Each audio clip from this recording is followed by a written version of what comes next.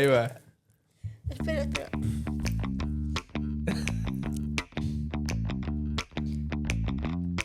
Esto es Receta sin Receta, lo que no te contaron en el consultorio. Un podcast donde tres médicos que somos cirujanos hablamos de los mitos más comunes en la medicina. Y además, vamos a echar cotorreo. Bienvenido. ¿Cuántos intentos se necesitan Para hacer el intro, cabrón. para hacer el intro? Y grabar. Y grabar. Y picar. Ahora sí está, güey. Güey, la cagaste tú, la cagó Julia, la cagué yo. Pero bueno, ya pudimos iniciar este episodio. La doctora Monroy, que ya la despertamos. El doctor Cristian Cepeda. Su ¿Que servilleta. sigue dormido? El que sigue. doctor Juan Carlos Saiz. Gracias. Escucha Ahora, muy lejos. Hoy está bien. No, hoy viene. Es que solo están gritando los de Está arriba. dormida la porra. Ya llegaron. Solo están gritando los de Ya van arriba. entrando. Es que Sí, es que no me estaban gritando los de con la arriba. lluvia suben encharcamientos y llegaron tarde. Pásenle, no, acomódense, por favor. Nada más los del palco eran los que estaban gritando. A ver, los de aquí abajo, por favor. Ya los acomodaron. Nuestro floor manager ya los acomodó, gracias. ¿Cuál flor? Manager. Cristiano, ¿de qué vamos a hablar hoy? Gracias por acompañarnos, bienvenidos a todos. Hoy vamos a hablar sobre los mitos y realidades, sobre los dilemas éticos en la medicina. Karate. Un poco más específico. A ver. ¿Los médicos deciden quién vive y quién muere? Bueno, fuera. Yo escogería que todos vivieran, güey. Si pudiéramos elegir, ¿verdad? No mames, sí, güey. Sí, bueno, hoy traemos un tema que suena fuerte, casi como de película o de Grey's Anatomy, así de los médicos deciden quién vive o quién muere, así como de, me imaginé como la película del gladiador, güey, así de manita Tú arriba, sí, manita abajo. tú no, tú sí. No, Siguiente, next. Porque la verdad es que todo el mundo hemos escuchado a la gente que dice el doctor no lo quiso salvar, lo desconectaron, ya no quisieron hacer nada por él. Sí, es como muchas veces piensan que nosotros creemos o nos sentimos o somos O podemos. o podemos ser dioses o villanos de película, ¿no? Como, no sé, como Thanos, que con un chasquido tú decides quién se va, quién se queda, quién tiene derecho a sobrevivir, quién no. Y pues la realidad es que no, ¿verdad? No tenemos un botón para decir encendido, apagado, este sí sigue viviendo, este no sigue viviendo. Quisiéramos tenerlo para que todos los pacientes pudieran vivir, pero pues desafortunadamente no es así. Sí, yo creo que lo que se pierde de vista es que tú estás dando tu mejor esfuerzo por salvar la vida del paciente, ¿no? En algunas ocasiones o por mejorar la vida en otras. Uh-huh. Y siempre vas a ir con buenas intenciones. Yo al menos no conozco un médico que sea malintencionado. Sí, O sea, de guay, hay gente que es mensa, pues, pero no creo que sea malintencionado. O sea, genuinamente, pues, no le llega agua al tinaco, pero no es malintencionada y no está buscando hacer daño. Lo dijiste muy tierno. Es Sí. muy mensa. Ay, qué menso. Ay, qué menso. Pero sí, la realidad es eso. O sea, siempre vamos con la mejor disposición para salvar a los pacientes. En cuanto al mito, yo creo que la idea de que el médico tiene el poder absoluto sobre la vida y la muerte viene principalmente, uno, pues del dramatismo que se hace en la televisión, en las series, pues, en el cine en general. Y dos, la percepción que tienen los pacientes de que el doctor puede elegir qué hacer y qué no hacer. Yo creo que eso que dijiste primero de que lo que ven en las series o en la tele sí es como muy importante porque lo que la televisión nos pone a nosotros como es la medicina, o sea, es algo que es totalmente erróneo. Yo nunca he visto, o bueno, no he visto un hospital que sea igual como en Grey's Anatomy, por ejemplo, como en Doctor House. O sea, no funcionan así los quirófanos. Incluso nos ha tocado entrar a quirófano y que llega el paciente y dice, doctor, esto no es como lo pensaban. Justo decíamos ayer en la cirugía, ¿no? Que estaba el paciente que decía que era diferente, que no es como pensaba. Y de forma de broma le dijimos, sí, aquí no es de que limpie el sudor al doctor, por favor. Límpiale los bocos al doctor bocos. Cepeda. Escalpelo y cosas así, ¿verdad? Sí, No, o sea, no funcionan así. No funcionan así las cosas en la medicina, ¿verdad? Y la gente pues tiene esa idea de que como funciona en la tele, funciona en la vida real. Eso es un eslogan de un canal, ¿no? ¿Sí? ¿Cuál? Ay, no me acuerdo. Le preguntas a la persona equivocada. Pero bueno, Chapititi. Chapititi. Sí, definitivamente es algo que se traslada de la tele, ¿no? Y digo, como la gente pues no tiene el mismo contacto que tenemos nosotros con el quirófano o con una sala de urgencias, como decía Julia, pues creen que todo pasa como ese drama de las series y las películas. Y no, yo creo que una buena parte de la formación de un médico es hacerte metódico y seguir protocolos. Por ejemplo, lo que decía Julia ahorita de urgencias. Pues la gente que está en urgencias está entrenada para no pensar. A lo mejor suena tonto, pero por ejemplo los protocolos de la ACLS, la TLS, que son protocolos para qué hacer en caso de que... Un paro cardíaco. O qué hacer en caso de un trauma. O sea, de, no sé, te llegó un paciente un paciente que chocó o un paciente que lo balearon o un paciente que lo atropellaron. O sea, ¿qué hacer en esos escenarios? Lo que haces en ese curso es aprender a dejar de pensar. Porque entre más pienses, más lento te haces. Y más probabilidad de errores tienes.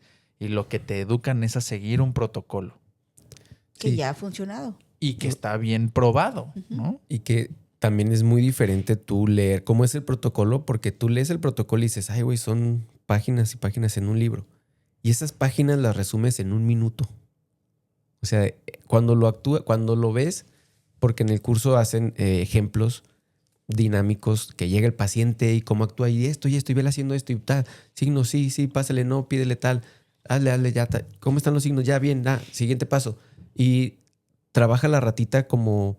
Al 1000 por hora, güey. Sí, al 1000 por hora y ya te sabes todo el protocolo, güey. O sea, ya no es de que, espérame, ¿qué seguía? No, espérate, no le tomes los signos porque todavía no le hemos canalizado la vía. Y no, o sea, es un protocolo donde todo funciona, pues prácticamente como... ¿Alguna vez han intentado subir al metro de la Ciudad de México? Chavo. Que te paras y te meten así. O sea, así trabaja, güey. O sea, tienes ese protocolo que se tiene que ir... Sí, todo... corridito. Y creo que eso es algo importante para desmitificar o para romper ese mito, ¿no? De, y el médico no lo quiso salvar en urgencias. Dices, güey, o sea, el médico ni siquiera pensó qué hacerle. Porque ya tiene el protocolo aquí guardado, tatuado en el coco, güey. Y ya sabe que después de la A sigue la B y luego la C y luego la D. Y ya sabe qué va en cada paso, güey, ¿no? Sí. Y no es como que decida, ay, a ver, no, se ve feo. No, no. Cuando llegó me vio feo. Y ya no le haga nada. Sí, pues no, güey. O sea, no, sigues un protocolo de pasos a seguir, güey. Porque incluso ni siquiera pasa que este güey es el que estaba asaltando. Déjenlo morir. No, güey. O sea, nos ha tocado salvarle la vida a gente malandrina. O sea, gente que roba, gente que mata en la calle y llegan al hospital y eso... Pues tú no sabes qué hace, güey, exacto, ¿no? Es un paciente más. Y, o sea, yo creo que algo importante es que la realidad es que en la medicina pues no hay magia, ¿no? Hay límites biológicos, hay límites tecnológicos, pero también hay límites éticos, que yo creo que también vale la pena tocar. Y en algún otro episodio, en nuestra plática con Carlos Gutiérrez, el intensivista, creo que también lo abordamos un poquito, ¿no? Ese límite ético de... Hasta aquí. Eso te iba a decir, como de qué tanto seguirle haciendo a un paciente que su cuerpo ya no responde, ¿no? Sí, su cuerpo ya no está trabajando más que lo que tú le estás haciendo y su cuerpo ya no va a responder. Entonces, no tiene caso que sigas a lo mejor prolongándole la vida al paciente. Sí, yo agregaría aquí O la agonía. la parte, exacto, la parte de los límites también creo que no es algo que sea ajeno y yo creo que los tres lo hemos vivido, los límites económicos, que También. lamentablemente también entran en el juego de la toma de decisiones de la familia y lamentablemente, más lamentablemente, terminas involucrándote tú como médico en esa toma de decisiones de tratando de ayudarle a los pacientes, también con ese enfoque económico, Sí, ¿no? porque no lo puedes dejar de un lado. No, pues no. O sea, Todo justo cuesta, le güey. decía Y no porque no, y paréntesis, Sí. no porque nosotros querramos cobrar, porque muchas veces Ujú. se van sin pagarnos los pacientes. Al hospital, pues sí, es muy difícil que se vayan sin pagarle. pagarles. Y nosotros muchas veces ya somos Clientes. ya somos clientes frecuentes de cartera vencida, Sí. pero, o sea, la parte del hospital, pues, que es una parte económica muy importante. Sí, porque sí, al doctor, final ¿qué iba a decir? terminas haciendo los problemas económicos del paciente tuyos. Y por el hecho de no... De la doctora Monroy no vas a estar hablando. Y fíjate que yo creo que, que esto sucede en gran parte porque tal vez para los pacientes siempre buscan la salida más fácil. Y la salida más fácil es pensar, el doctor decidió. A entender todo el proceso que venía detrás del paciente que le llevó o que le originó que estuviera en la situación que estaba y que ya su cuerpo no respondiera. Entonces siempre buscamos cuál fue la solución más fácil.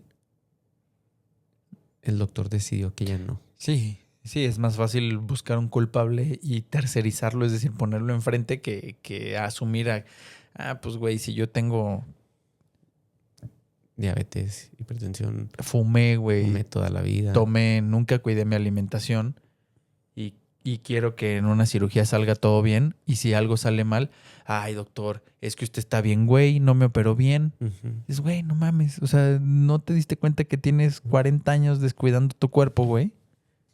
O tratándolo mal y Ujú. quieres que todo responda al 100%, pues, Imposible. no friegues, ¿no? Sí, claro, imposible. Eso está imposible. Pero bueno, ¿qué es lo que realmente sí hacemos? Trabajar. Mm. Un podcast. El podcast. El El podcast. podcast. ¿Qué es, Julián? Pues, ¿me estás preguntando o tú vas a decir? No, te estoy preguntando. Lo que sí hacemos, pues, es justo como seguir protocolos, ¿no? Tomar Ujú. decisiones. ¿Qué otra tratamiento usar? ¿Hasta dónde llegar o no llegar a una reanimación? Como Carlos ve valorar pacientes para ver si necesitan terapia, si no necesitan terapia.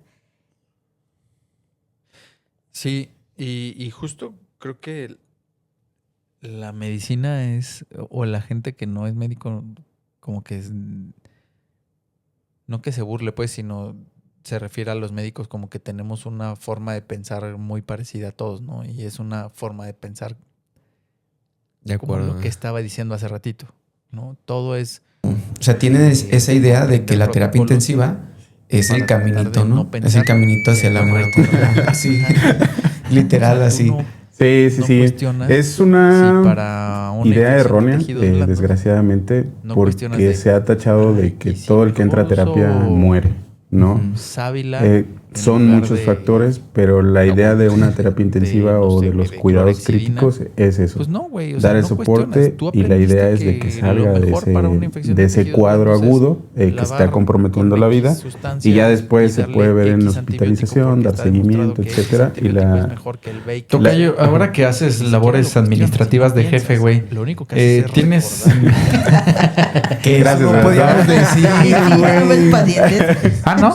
Que eso no podíamos decir. ¿De qué? ¿No? ¿Qué? Estructurada y ¿Que muy jefe? alcoholizada, No. precisamente bueno, para ahora eso, que eres la chacha. No, Que no puedes decir ahora que es la crema innata de la terapia intensiva. ¿no? No podemos Y no decir. se puede. Leján de la Leján. Oye, Tocayo, ahora que tienes funciones también administrativas, ¿tienes en mente más o menos un porcentaje de mortalidad de una terapia? ¿De una terapia intensiva? Y Sí, ¿Qué o sea, porcentaje de la gente que pisa la terapia? Digo, ahora que ya no estamos en COVID, porque supongo que en COVID se dispararon totalmente, sí, se dispararon los números, O 2. pero ahora que regresamos como a la normalidad, ¿qué porcentaje de la gente que pisa una terapia se muere? dependiendo ese chismecito o no. Sí, sí, exacto.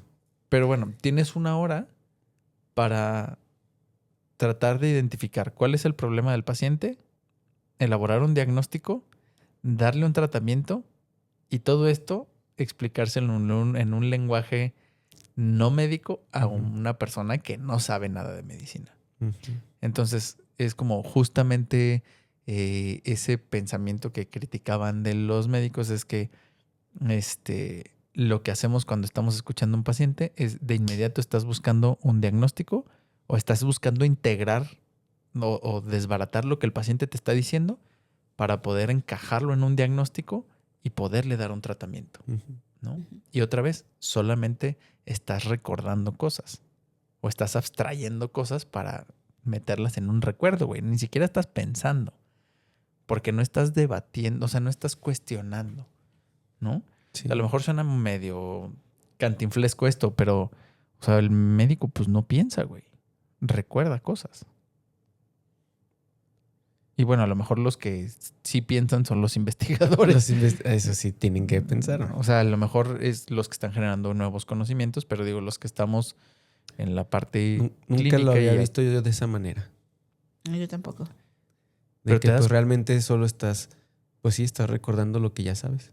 O sea, estás, digo, no sé, lees la información o vas y te actualizas o vas a un congreso o haces un curso y no estás pensando. O sea, no estás, solamente estás aprendiendo, estás metiéndole más cosas a tu marco teórico, como decíamos en Ujú. algún otro capítulo, para que en el momento en que sea necesario, bueno, vayas y recuerdes eso Ahí. nuevo que aprendiste Ujú. para usarlo con un paciente. Porque está demostrado que les va bien con eso, ¿no? Sí, claro. Porque incluso, pues no sé si te fijaste durante la pandemia, en muchos países, incluyendo México, pues se tuvo que hacer un triage, incluso un poco ahí ético, para decidir qué pacientes sí le dabas el ventilador y a qué paciente no le dabas el ventilador. Porque la carga de pacientes que necesitaban ventiladores superaron al número de ventiladores que había en hospitales. Entonces tampoco es como decir, güey, tú me caíste bien. Tú llegaste primero. Entonces tuvieron como que hacer como un triage ético para decidir, ok, a ver, son 3 ventiladores y hay 10 pacientes. ¿A quién le tocan estos 3 ventiladores? Y es lo mismo que sucede en el triage, no sé, de un trauma, de cuando hay alguna catástrofe o algún evento de que los pacientes es un trauma masivo y los pacientes superan la capacidad de un hospital, entonces tienes que decidir a qué paciente le vas a priorizar dar una atención y a qué paciente pues lo dejas. Se escucha feo, pero lo que dicen las guías es que el paciente que no tiene probabilidades de morir, de vivir, no le vas a dar la atención. Le vas a dar la atención al paciente que sí tiene probabilidades de vivir. Ajá, o no que no se la vayas a dar, porque ahí sí te oyes como juez. Bueno, ajá. Pero es como, ¿a quién le vas a dar primero la atención? Al que tiene más probabilidades de sobrevivir. Sí. ¿No? O sea, obviamente esto es cuando el número de pacientes sobrepasa la capacidad de un hospital o de una ciudad. atención. Ajá, la capacidad de atención de algún lugar. Entonces, y esto pues entra un marco ético que no es que Juan Carlos decidió, sino que es el triage, es el protocolo que está Sino establecido. que Juan Carlos está siguiendo un protocolo que ya alguien más que sí pensó. Demostró que era... Demostró que funciona. Y yo solamente estoy aplicando eso, ¿no? Claro, porque ¿qué pasaría si tú le das la atención o le priorizas la atención al paciente que no tiene probabilidad de vivir? Pierdes a 2. Entonces, en vez de perder uno, pierdes a 2. Sí, de acuerdo. Y justamente como ahorita es que estaba como desbaratando esto que estaba diciendo, también es difícil a veces transmitírselo a los pacientes, ¿no? Sobre todo cuando se complican. Porque los pacientes, cuando se complican, creen que tú hiciste algo mal. Y, o sea, como que también creo que muchas veces, como lo hemos platicado anteriormente, pues el médico a veces te quedas con el 100% de la responsabilidad de un resultado, ¿no? Sí. Que ni para bien ni para mal es 100%, ni es 100% tu logro o tu, ¿cómo se puede decir? Tu éxito. Tu éxito no es 100% tuyo como cirujano, ni si las cosas salen mal son 100% tu culpa, ¿no? Porque tú diste tu 100% en la cirugía y a lo mejor la cirugía quedó perfecta y al paciente no le va bien. Y otra vez, lo único que hiciste fue repetir algo que aprendiste o aplicar algo que aprendiste, evocando un recuerdo, y ni siquiera piensas, o bueno, quizá... No, fíjate que ni siquiera cuando estás en una situación de urgencia, en una cirugía, por ejemplo, pues ni siquiera es como que pienses, ¿no? Lo que haces es, otra vez, actuar con base en protocolos. Sí, actúas en automático. Y actúas en automático, porque si te detienes a pensar, se te muere. Y tal vez cuando el paciente ya está más estable, ahora sí te pones a pensar, ok, ya estamos estables, ya el paciente ya recuperó, ya tiene signos vitales normales y ya te puedes detener un poquito más. Pero ante la urgencia sí es... Pero de todos modos te cuestionaría ahí, Cris. ¿Por qué? Porque a lo mejor no piensas.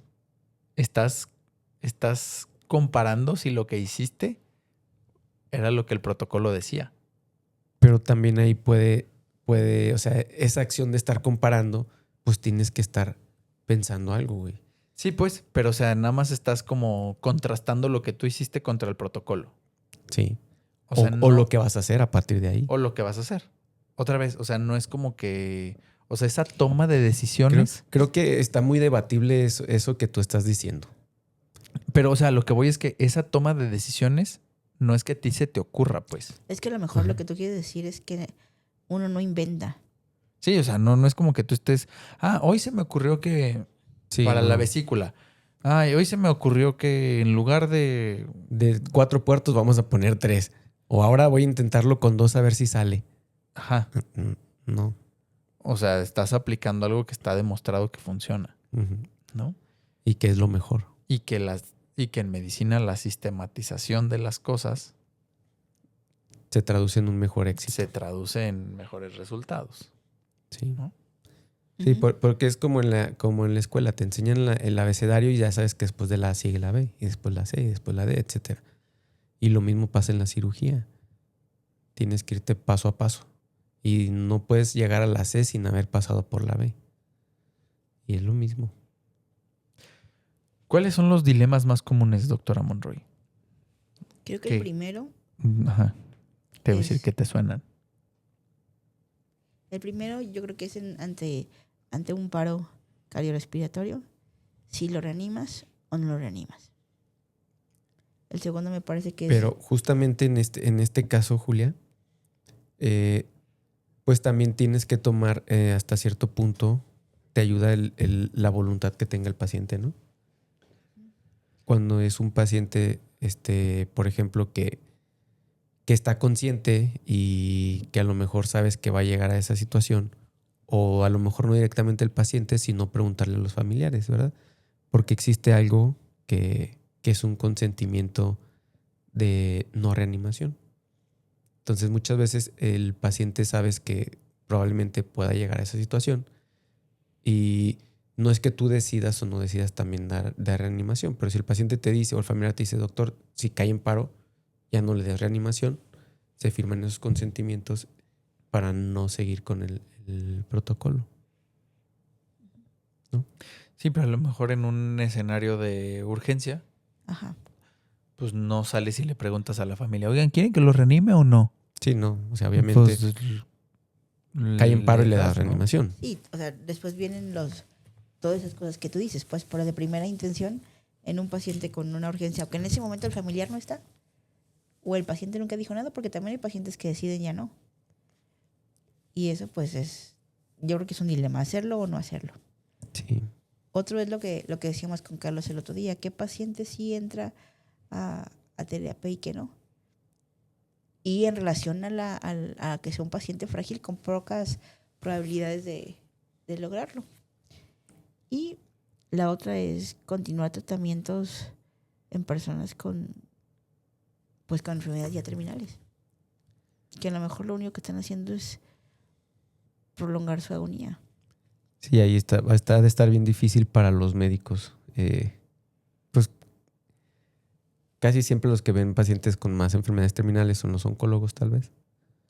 Y decidir en qué momento ya no vale la pena continuar el tratamiento al paciente. Sí. También me quedé pensando con lo de la reanimación. Digo, si se acuerdan de cuando hayan estado en reanimación y que el paciente no sale y no sale y no sale, alguien tiene que tomar la decisión de ya estuvo, ¿no? O sea, de ya le dimos mucho. Yo me acuerdo... Y volvemos a lo mismo. Existen ya protocolos que también te establecen que hasta cierto tiempo ya no va a salir el paciente. Y también tienes que detenerte. Yo me acuerdo mucho cuando yo era residente de cirugía, a un paciente que habían operado en bypass gástrico. Al día siguiente empezó con dificultad respiratoria y cuando nos hablan para ir a verlo, yo estaba en el 4º año. Cuando nos hablan para ir a verlo, era una mujer. Vamos, la vemos y en ese momento cae en paro. Así, pues lo primero que se te viene a la cabeza es que... Traigan el carro. No, digo, lo primero que es pues, una TEP, ¿no? Sí, una O sea tromboembolia. que, o sea que un coágulo viajó a los pulmones, los tapó y él se quedó sin oxígeno y se paró. Pues no te hago la historia larga. Le empezamos a dar reanimación, fue un paro presenciado, entonces le empezamos a dar reanimación. En el hospital donde yo hice cirugía había un protocolo donde sonaba, ya sabes, en el altavoz del hospital. Código azul. Allá se llamaba código ABC. Pero así, código ABC, no sé qué, cama fulana, piso tal, cama fulana. Y otra vez, y otra vez. Y estaba determinado que tenía que ir la gente de urgencias y la gente de terapia intensiva. Quien estuviera más cerca, pues eran los que tenían que ir, ¿no? Y entonces, ya no te hago la historia larga. Estuvimos dando la reanimación. Y después llega el médico que la había operado. Y pues, digo, no quisiera haber estado en sus zapatos, ¿no? Pero él estaba nada más en la puerta de la habitación y así como viendo todo el desmadre. Porque güey, se organiza una fiesta como fiesta patronal, ¿no? Sí. Y estuvimos dándole reanimación, ya sabes, laboratorios, la intubaron, o sea, todo, digo, conforme al protocolo. Y luego alguien dice, pues fue una TEP, hay que bajarla a hemodinamia porque no salía, y no salía, y no salía, y no salía, y no salía. Hay que bajarle hemodinamia y hacerle una trombectomía. O sea, la bajamos a hemodinamia, me acuerdo, güey, jamás se me va a olvidar. O sea, en el elevador y de arriba y dándole masaje, ¿no? Y ya la bajamos a hemodinamia, en lo que ya éramos como, güey, 7 personas dando el rol del masaje. Entonces, en lo que unos daban masaje, otros se ponían los mandiles de plomo porque estábamos en el área de hemodinamia. Llegó el radiólogo intervencionista, la canuló, la metían al rayo, la sacaban, güey. Entonces era de darle el anestesiólogo conectado. No, una fiesta. No voy a exagerar. Duramos 3 horas dándole reanimación, güey. ¿3 horas? 3 horas. Intentando hacer la trombectomía. Llegaron los cirujanos vasculares porque dijeron, vamos a ponerle un ECMO. O sea, como una, ya sabes, como un pulmón artificial, ¿no? Un pulmón extracorpóreo. Llegaron los vasculares, empezaron a disecar el cuello, como para meter las cánulas y no sé qué. Y hasta que el anestesiólogo dijo, maestros, tenemos 3 horas reanimando a un paciente. Si es que logran hacer eso que están intentando hacer. El cerebro está fundido. O sea, güey, está pelas ya, ¿no? O sea, Sí, no va a despertar. ¿cómo va a quedar esto? Jamás va a despertar. Yo creo que ya se pasaron de lanza. ¿Quién es aquí el responsable? No, pues fulano. Güey, ya estuvo. ¿Estás de acuerdo? No, pues sí, ya. 3 en ese momento, horas. güey, 3 horas. 3 horas. Y dándole masajes así con los mandiles de plomo, güey, que ni me acuerdo cuánto pesan un chingo, güey. No, güey. O sea, digo, y es una escena, o son escenas que jamás se me van a olvidar. Sí, imposible. Y justamente yo creo que en lo que se cae, bueno, no creo, sino en lo que caímos en ese caso, o lo que, pues sí, caímos porque yo estuve involucrado, pues fue en un encarnizamiento, ¿no? Uh-huh. Porque seguramente desde la primera media hora que el paciente no sale del paro. Desde que estaba en piso. Seguramente cuando llegó a hemodinamia ya no tenía caso que le hicieran. Exactamente, güey. O sea, te digo, desde la primera media hora que el paciente lleva no sé qué cantidad de ciclos, pues seguramente 10, ¿no? Duran como 2-3 minutos. Uh-huh. Entonces, seguramente desde la primera media hora las posibilidades de que le fuera bien ese paciente eran 0. Sí, claro. Y entonces, como que a alguien se le olvidó eso y estuvo aferrándose a salvarle la vida a la paciente sin tomar en cuenta que los protocolos dicen que después de cierto tiempo o después de ciertos ciclos, pues la posibilidad de que le vaya bien al paciente son muy bajas. Uh-huh. No, güey, me acuerdo perfecto. Después de eso, ese día se me acalambraban hasta las pestañas, güey. Saliste como venadito, así tembloroso. No, pero otra vez, justo como esa parte del dilema, digo, ahorita me hicieron acordarme de esa situación. Es difícil determinar como hasta dónde ya fue, ¿no? Justamente ahí es donde se confunde. Que no es dejar morir al paciente. Sí, ¿no? Sino más bien es como detener un sufrimiento inútil para el paciente, que es muy difícil a decir no se le hizo nada al paciente o se mató al paciente. O sea, es saber hasta dónde. De aquí para allá nada más vas a ocasionarle un sufrimiento al paciente y a la familia. Sí, totalmente de acuerdo. Porque definitivamente es muy difícil para nosotros dejar ir. Sí. Sí, porque yo creo que, digo, también lo platicábamos en otra ocasión, creo que esto los médicos estamos maleducados a tomarlo como un fracaso, ¿no? Uh-huh. Y entonces, en realidad, ¿quién es el que decide? Es un poquito retomando lo que decías hace ratito. O sea, el médico en algunas situaciones, no en el caso de urgencias, pero sí tenemos la capacidad de proponer a los pacientes, a orientar a la familia y explicarle cómo está el contexto de su padecimiento en este momento. Y con ellos, teniendo un marco teórico un poquito más amplio, a lo mejor tienen el derecho de decidir. Y por eso todos los pacientes en un hospital, desde que llegan, firman un consentimiento informado. Sí. Sí, aquí tienes que tomar en cuenta todo el panorama del paciente y de la familia del paciente. Y los protocolos que existan para poder tomar esa decisión de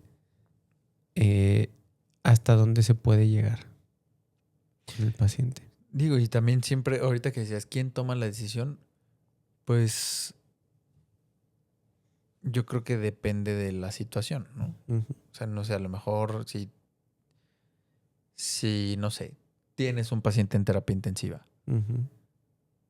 pues tú no eres especialista en terapia intensiva y tú no puedes tomar la decisión solo. Lo más adecuado es que en equipo o en un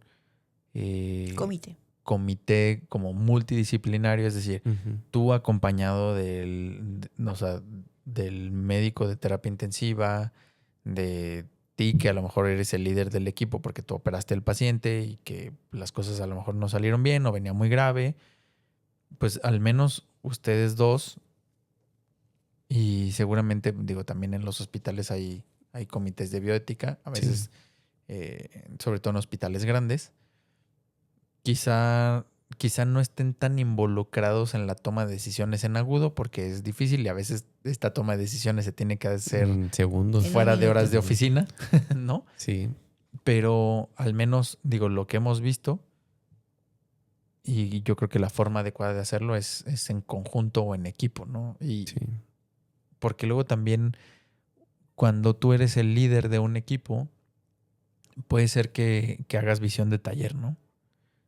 Es decir, que tú estás enfocado en algo y a lo mejor pierdes la perspectiva completa.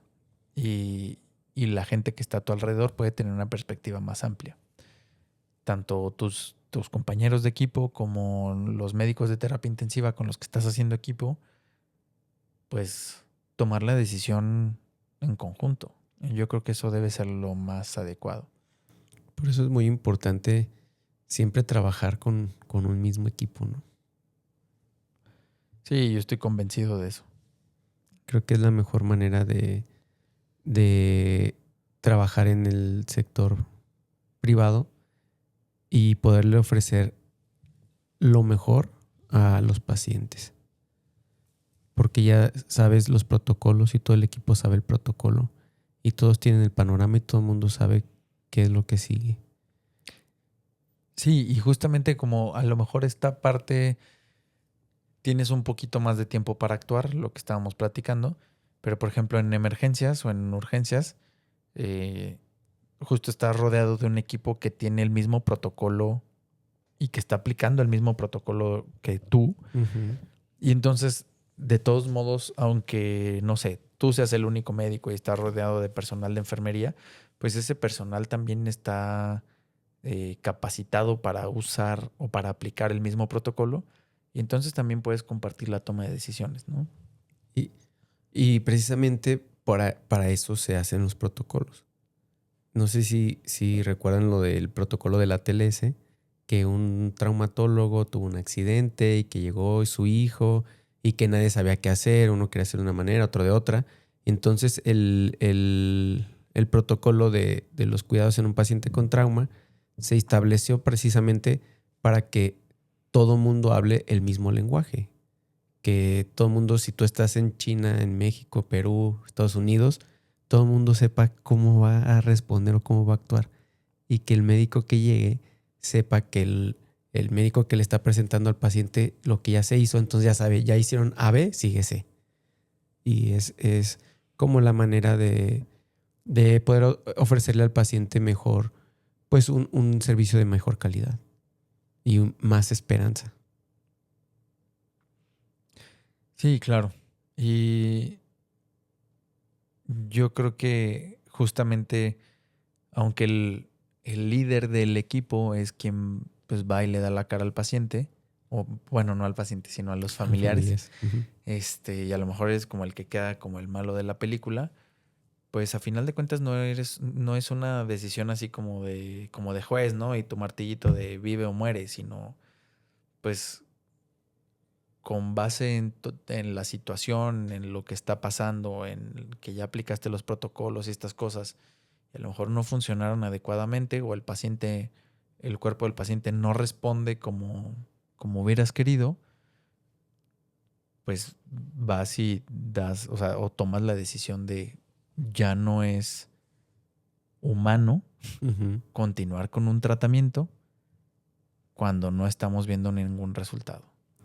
Y ahí toma gran fuerza el hecho de que lo que nosotros hacemos o decimos no es la ley y no es la obligación, sino que nuestra función es más bien como ser el guía del paciente. Sí, totalmente de acuerdo.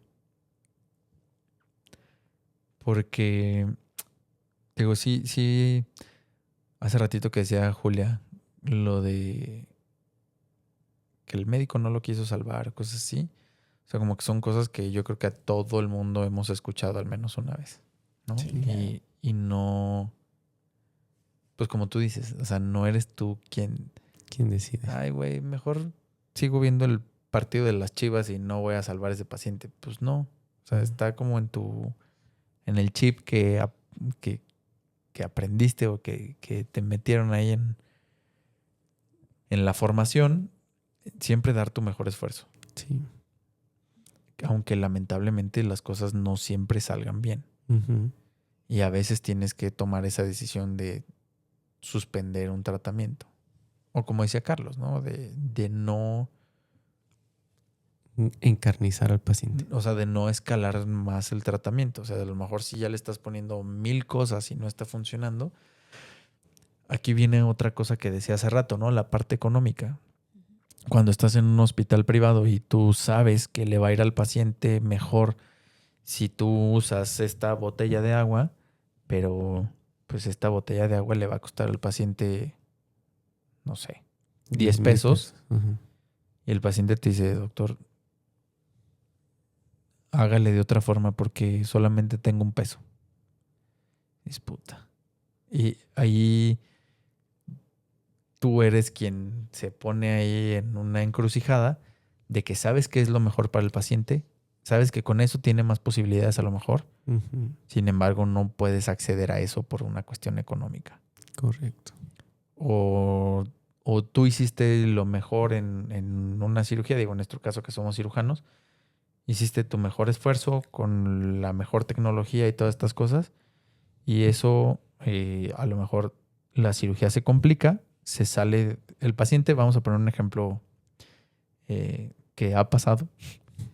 Tú le dices al paciente, tu cirugía que planeaste con base en esa plática que tuviste con el paciente y la aplicación de los protocolos y todas estas cosas, tú dices, esta es la mejor cirugía para el paciente, cuesta 20 pesos. Es al paciente, bueno, esto cuesta 20 pesos. Y obviamente tú planeas para tener éxito. Yo les digo a los pacientes, nunca un médico va a planear para el fracaso. Nunca. Ujú.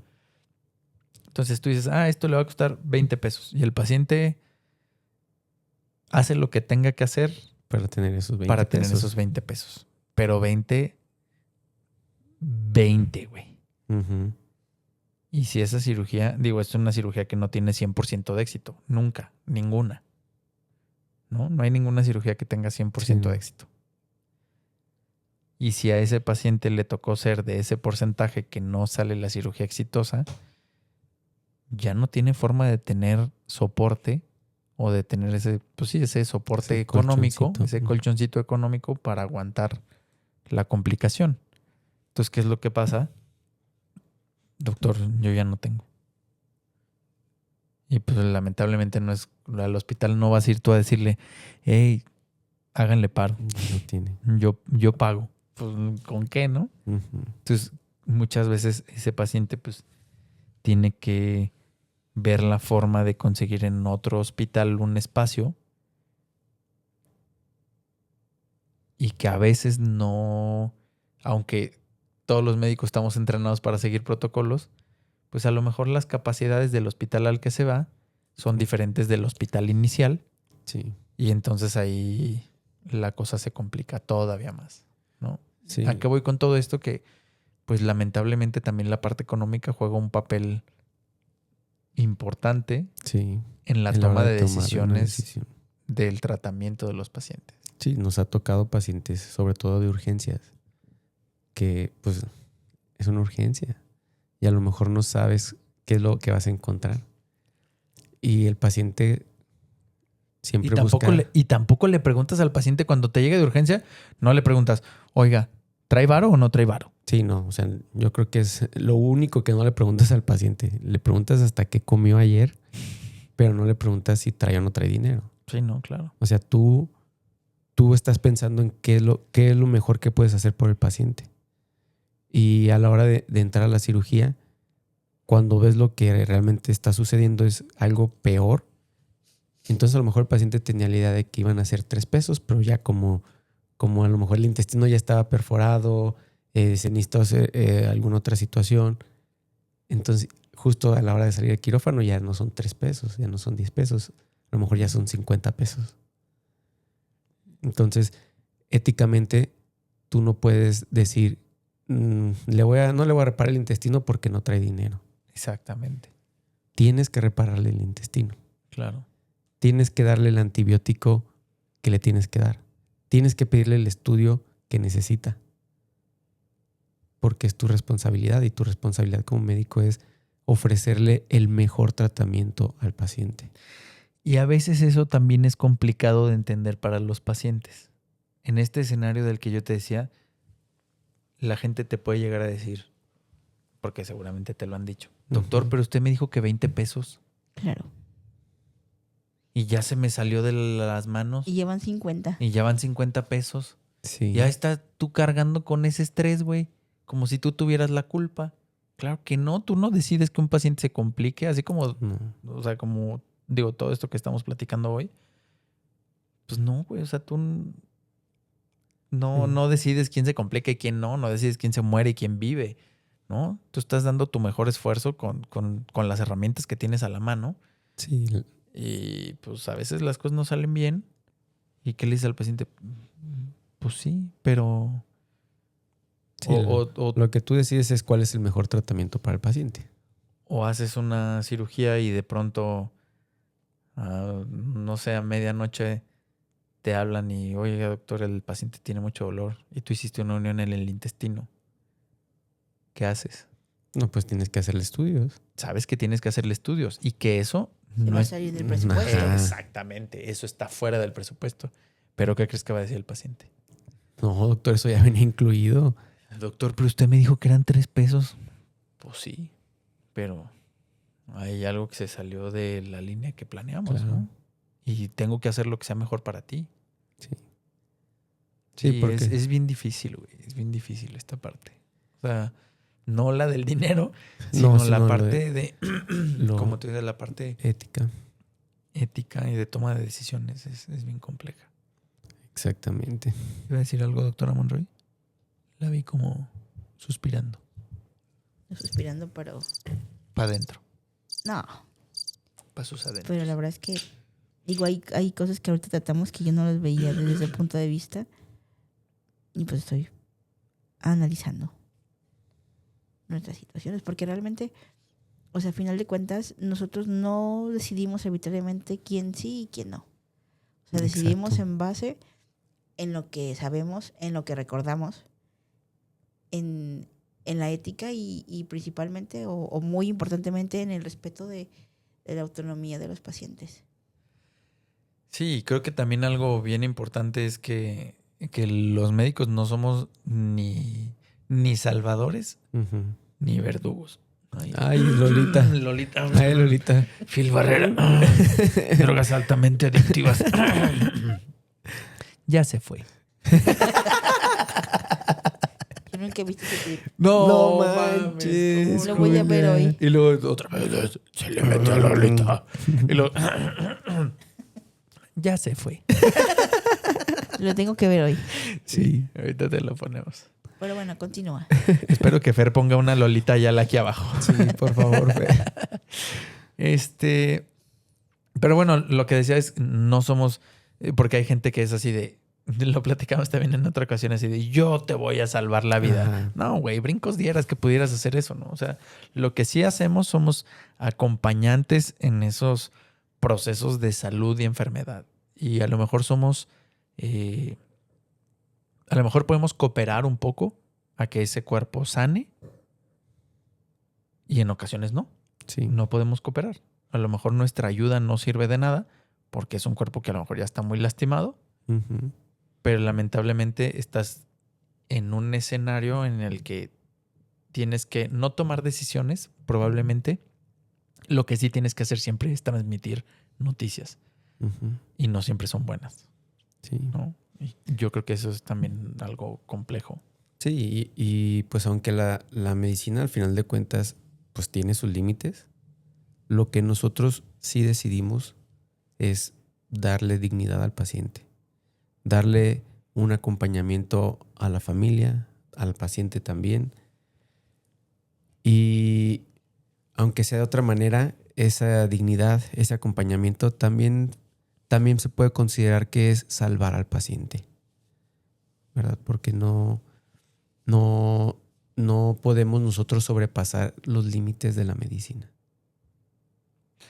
Sí, totalmente de acuerdo. Creo que es algo que debemos de hacer conciencia como pacientes, ¿no? Y hacer conciencia como sociedad.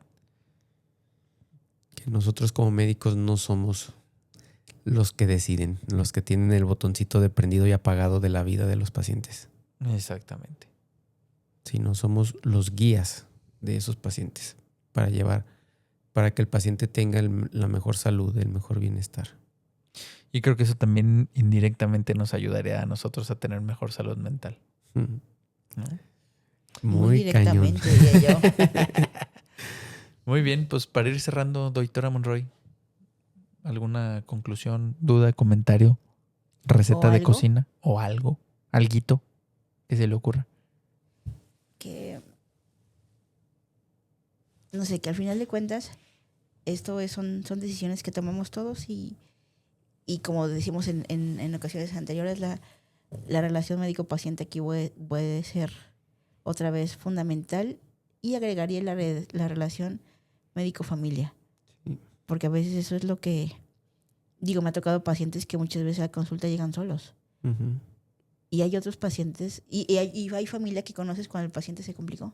Sí. Sí, y son los, Y son los primeros que más- llegan cuando no se involucraron nunca en el proceso de pues desde que llegó hasta como está ahorita. Desde Sí. que inició su enfermedad. Sí. El familiar que más reclama es el que más culpa tiene. Sí, también. Sí. Y yo agregaría otra relación ahí. Dijiste médico-familia, Paciente y médico-familia. Ajá. la de paciente-familia. Sí, también. Porque a veces la dinámica familiar, Ujú. como intentó decir ahorita Chris, o como dijiste entre líneas, a veces la dinámica familiar no es la mejor Ujú. y tú terminas saliendo raspado como médico, ¿no? Sí. Igual, a lo mejor lo único que podríamos rescatar de esto es que si tenemos un paciente enfermo, involucrarnos, y nos importa, porque también hay pacientes que no les importan, involucrarnos desde el principio. Ujú. Sí. Para cerrar, Juan Carlos. Ay, no, Ándele. pues No, usted. porque ya te va a tocar y le vas a picar al botoncito.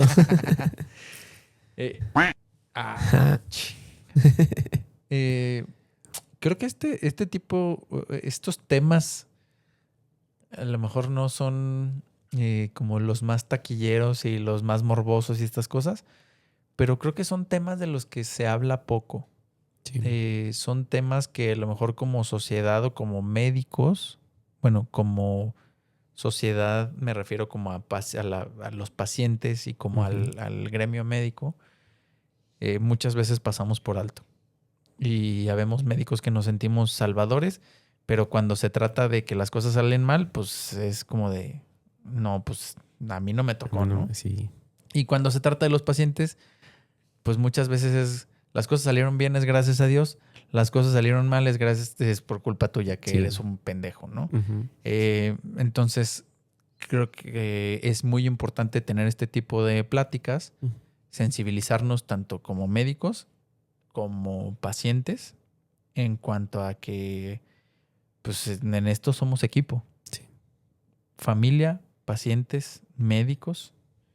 Y también creo que es crucial que ahora la medicina se haga de forma multidisciplinaria. Es decir, que la gente trabajemos en equipos Ujú. porque esto se traduce en mejores resultados para los pacientes. Es correcto, doctor. Ahora sí, doctor Cepeda, antes de picarle al Ya botoncito. pícale, Julia. No, que pues definitivamente nosotros no somos quienes tenemos la verdad absoluta. No somos jueces, no somos verdugos. Somos los que simplemente intentamos acompañarlos en todo el proceso, y que las decisiones que se toman son basados en protocolos y basados en lo que éticamente es más correcto. Muy bien. Pues vámonos. Compártanlo con su tía, la que dice que dejaron morir a su abuelo sin llegó saber bien. que fue una decisión en conjunto y con dignidad. Ándele, perro. Ándele. No, esa estuvo muy buena. Matadora. Gracias por acompañarnos. No olviden suscribirse, darle like, activen la campanita Y por aquí nos estamos viendo la vemos a la próxima siguiente. semana. Gracias. No le dimos grabar. Ah, ¿verdad?